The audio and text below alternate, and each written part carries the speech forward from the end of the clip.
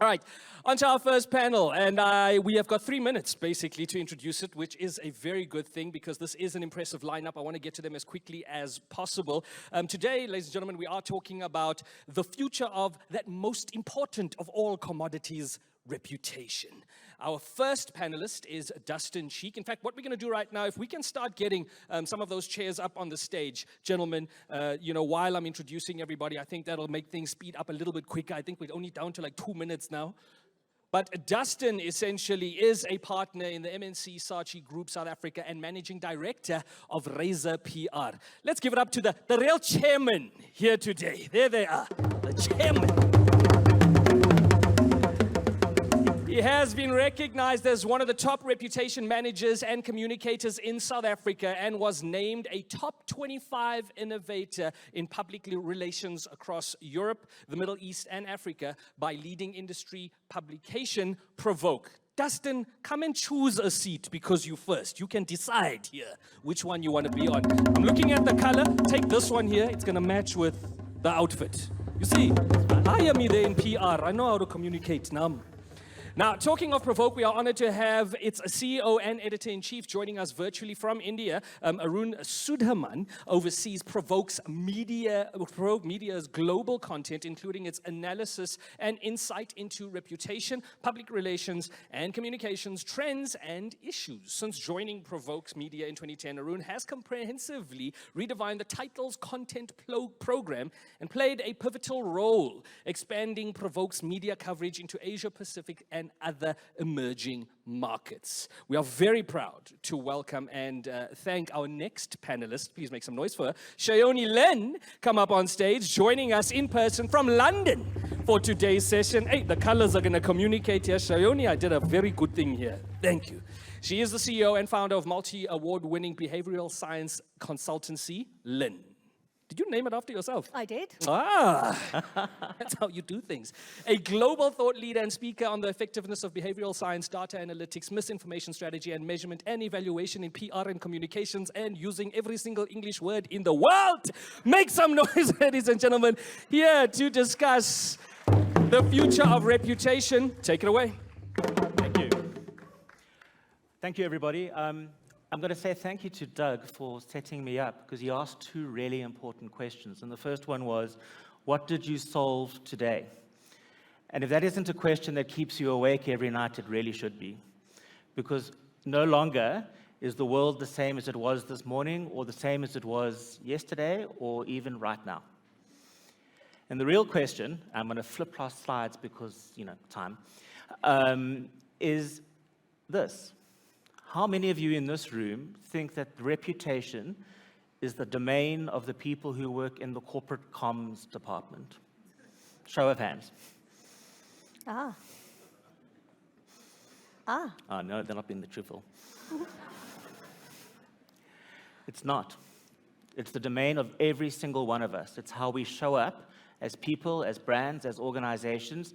As the Nike example said, with the circular economy and the supply of rubber and where that comes from in your sneakers. So let's take a South African example. 4 themes I think all of us are really close to. A struggling economy and rampant inequality. Crime and safety. State collapse and corruption. Or a more popular one, load shedding. Another show of hands. How many of you as organizations have a point of view here? I still don't think you're being truthful. So I'm going to ask Arun to step in here and really just kind of provide a bit of a context globally around the expectations of organizations and how they show up and how reputation management is changing and how it is influencing how brands and organizations show up in the world. Over to you, Arun. Oh, you're on mute? It really wouldn't be right. Virtual call. Hey, Arun, Thanks, Dustin, and great to be here. Can you hear me? Yep, we can. Okay, excellent. Good question. I'm really sorry I can't be there in person, but I'll just say I think there are 3 things that are influencing corporates in terms of this sort of era we live in and why we're seeing so many corporate crises and why we're seeing reputation risk really accelerating. The first thing is, I think it's important to remember we live in a very volatile era. You talked about some of the issues facing South Africa. I live in India, so I'm completely sympathetic to your load shedding concerns. I may become a victim of load shedding during this actual call, but I'll reconnect if that happens. But this era of volatility sometimes makes it appear like bad behavior is being welcomed. You know, you have a situation where the most powerful person in the world, the former US president, was encouraging a violent insurrection.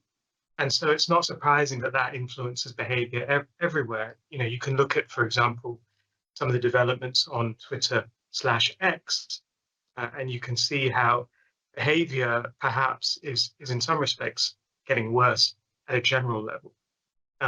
Secondly, I think that corporations are just being held to much higher standards these days. And that's because they're making much bigger commitments, which is a good thing. I think they're far more aware of their societal obligations. But the risk, of course, is that they fall foul of virtue signaling or of greenwashing, or it's too much rhetoric as opposed to reality. And the rise of ESG regulations in particular means that there are real world consequences and penalties for brands and companies that make commitments but don't follow through in terms of actual behavior, in terms of actions, and in terms of impact. And the third thing I think is really important is the influence of employee activism. And again, this is one of the reasons I think why corporates are becoming more aware of their societal obligations. But I think a company's staff and their employees now have an expectation that their companies and their CEOs will stand for something and will take a stance on the big issues of the day. Comes down to these two statements, and I'm sure you've used these words or the words similar to these in your everyday lives. I don't need to engage those things because they don't really align with what my brand is doing. So I let it go.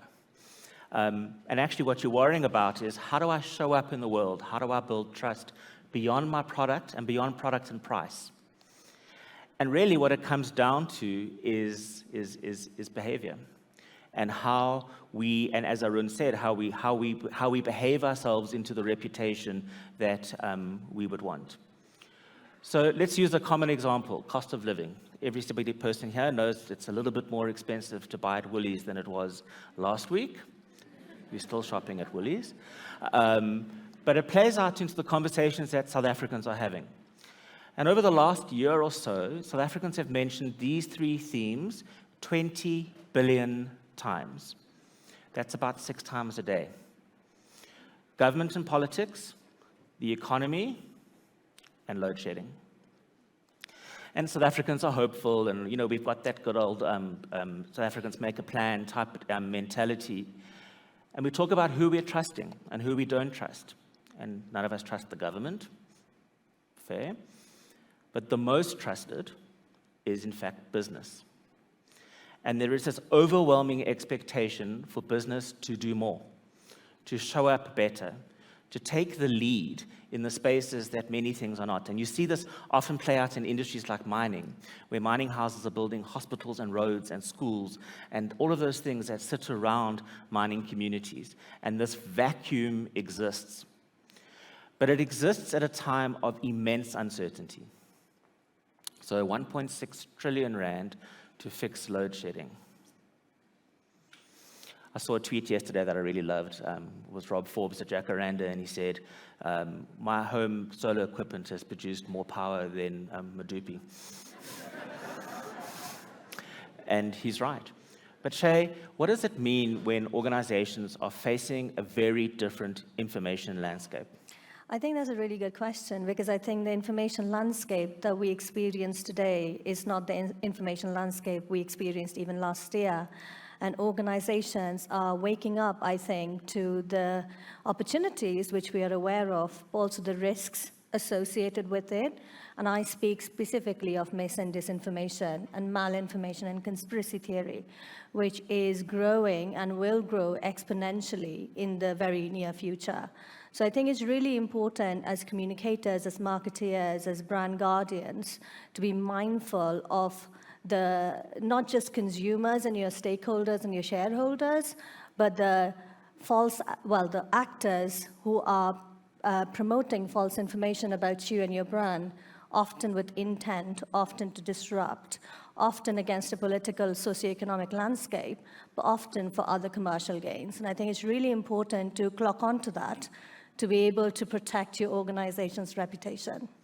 And do you think that's the domain of just politicians? Of course not. I think disinformation as an industry is extremely organized. I don't think so, I know so. It's very sophisticated. It has a real understanding of human behavior. And what disinformation actors do really, really well is understand how human beings think, feel, perceive content, to be able to radicalize and polarize communities right in front of our eyes. And we need to be more proactive if we are going to protect our audiences, to protect our organizations. It's not a political issue. It's an issue for every one of us. It will affect your brand. It's not a if, it's a when. And it also affects you in your communities, one day or the other. So the more proactive we can get, the more we can wake up to this huge threat, the more resilient we will be. So a quick show of hands, and I'm going to insist that this is an audience participation moment. Who in this room has an opinion about load shedding? Okay, leave your hands in the air. Whose company has an opinion about load shedding? You can put your hand down if it's not. Interesting. It's almost like a bit of cognitive dissonance, because in our personal capacities, we absolutely have an opinion. Those of us who sat in rush hour traffic this morning probably have an alarming opinion. But the reality is that's where the disconnect is coming, because there is an expectation that your brand, your company, your leader, your organization has a point of view in terms of the things that are impacting the everyday lives of the people that we either want to influence, or we want to buy our products, or we want to just engage in terms of how we work as organizations. So it's that question that says, should we? And is it an opportunity or is it a risk? And now you start to reframe the question all the way in the beginning, the future of reputation. And the future of reputation, I'm going to be bold enough to say, and I think, Arun, you can agree or disagree with me, is an organization that actually stands for something. Do you agree, Arun? I think so, probably. I think what I would say is I think standing for nothing is very risky. And saying nothing on big issues is another form of statement, effectively. It doesn't mean that a company is neutral just because it says nothing. Silence is interpreted in a very specific way now. So if a company is trying to remain on the sidelines or with its head in the sand, I think that says a lot. It says a lot, not just externally to stakeholders, whether that's consumers, media, regulators, but it says a lot internally to employees. And employees, I think, are looking for their companies to take a stand on these issues, to speak up on issues that matter to them. It's not easy. It's not as if companies can tackle every single issue that matters to their stakeholders, but they do need to be aware, I think, that saying nothing, it carries just as much risk as saying something. And in my opinion, anyway, I think there's far less reward from saying nothing as there is in taking a clear, well-articulated stance on the issues that matter to a business and that matter to the societies and communities in which that business operates. Thank you. So the first theme, the time to stand up, is now. So we did a little quick review of a number of CEOs, just in terms of where they stand on load shedding. And it's overwhelmingly neutral. And if they do have an opinion, it often plays out in something that serves the organization's intent.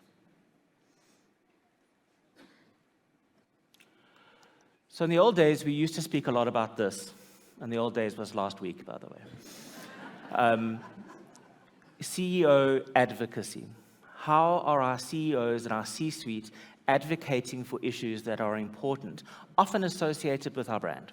So you could be a food group dealing with hunger, you could be banking dealing with access. Those kind of things are important. But this is the most fundamental shift. Sorry, the clicker's not doing its thing. Is CEO activism. And it actually goes down to only one thing. How will history judge how you showed up? And that reframes everything. The second one is around reputation. No more B2Cs, no more B2Bs. Reputation is B to everyone. Understanding that business is the most trusted agent of delivery. So Shay, what does that mean when we start to think about behavior science? I think behavioral science is nothing more than a deeper understanding of human beings. And as people in this room, all we do is speak to human beings. We speak to them, we connect with them, we engage them, we persuade them. And what behavioral science does is gives you better tools to do so more effectively, more scientifically, more robustly. When it comes to reputation, behavioral science is a methodology and it can be deployed in every context. And what behavioral science will tell you is give you a diagnosis of the problems that you're trying to solve, the barriers within your audiences, whether they are informational, structural, cognitive, or social. And it will help you chart better responses. But you're right, Dustin, it's B to everyone. We can't be pigeonholing our audiences to then devise strategies to protect reputation. It's ever permissive, is that the word? No, you know what I mean. And the last one is our behavior is our truth. And often you have to understand someone's reputation. It's very easy. Look how they behave. Look how they conduct themselves. It tells you every single thing you need to know about them. Be that a company, be that a leader in a company, be that a friend of yours.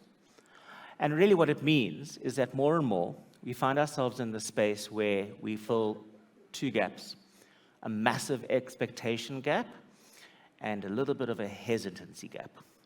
Because what if I express myself and people don't agree with me? That's cool. It's called a conversation. And it's not a bad thing. There's also the intent-action gap, right? We intend to do something, but we often don't take the action. And Arun talks about washing. Well, there's also the concept of hushing. Because I think, as more activism, we see communities and society be more activist towards causes, organizations and businesses can feel quite nervous about taking a stand about some of this. So hushing is becoming a real thing, certainly within the ESG space. But yeah, you're absolutely right. Our behavior is the truth. So there's a video that I'm going to play quickly. I'm sure almost everybody in this room has some form of a social media account. And often when we get that phone call that says, normally about 2 p.m. on a Friday afternoon, someone said something on social media, and we need a holding statement. Shoot me dead. Because no 140-character tweet is going to undo whatever just happened. So we must reframe our expectations of what we can do to that moment. But I thought it would be quite a fun reminder just to show you that everything has a consequence. Are you Boxing Mad 69 on Twitter? Yeah. On the 23rd of April, you tweeted, Garcia staying down after a body shot, pathetic, would never be me. So? Do you stand by that? Yeah. Okay, Joe, in you come. Joe. Okay, so maybe you want to think before you tweet next time, yeah? Yeah. Good lad.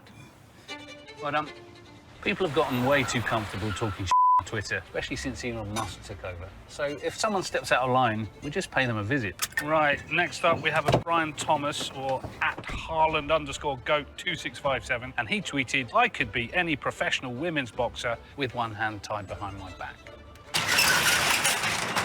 Okay, Natasha, you're up.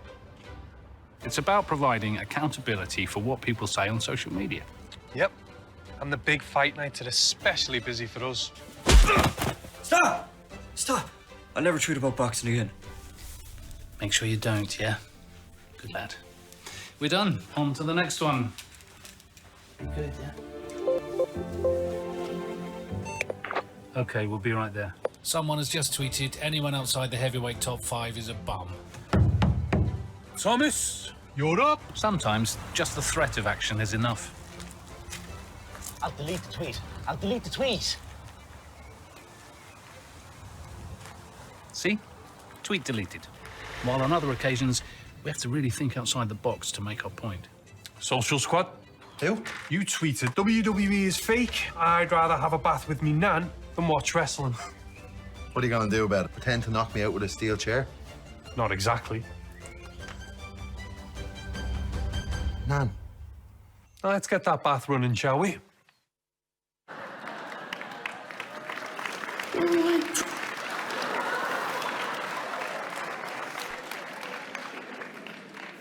So, 3 points to take you away with, and I'll maybe then ask just Arun and Shayoni just to give us some parting shots. But the time to stand up is now, and if your organization is not, ask them to, because it starts inside.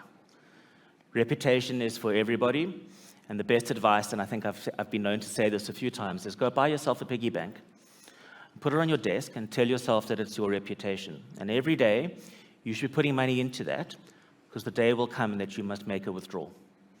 And you need to ask yourself if you are reputationally bankrupt. And the last part, and again, it begins with each one of you, and actually those of us who work in marketing comms are probably the most influential in this space, is behavior is truth. Do what you say and say what you do. Thank you. Shay, any last thoughts? No, I think you've captured perfectly. I would just say, as I say everywhere I go, is don't ignore the threats and risks from disinformation. It's not far away. It's not something that's not going to affect you. It will. And the better prepared you are, the better you will respond. So take that very, very seriously. And Arun, yourself? I think you put it really well, Dustin. I would just say that, as humans, we trust people who follow through on their promises. And that goes for corporations, brands as well. Behavior, I think, is really the only real measure of reputation. And unfortunately, I think we still see far too many companies who talk a great game and make a lot of promises, but don't necessarily follow through in terms of action and impact. Bridging that disconnect, I think, is crucial from a reputation perspective. Thank you. Thank you, everybody. We've got another little slide, haven't we? So we just thought we'd let you know that we're going to do this together in this, and actually start to bring this idea of reputation and misinformation management together, because it's here. To create more impact. Thank you.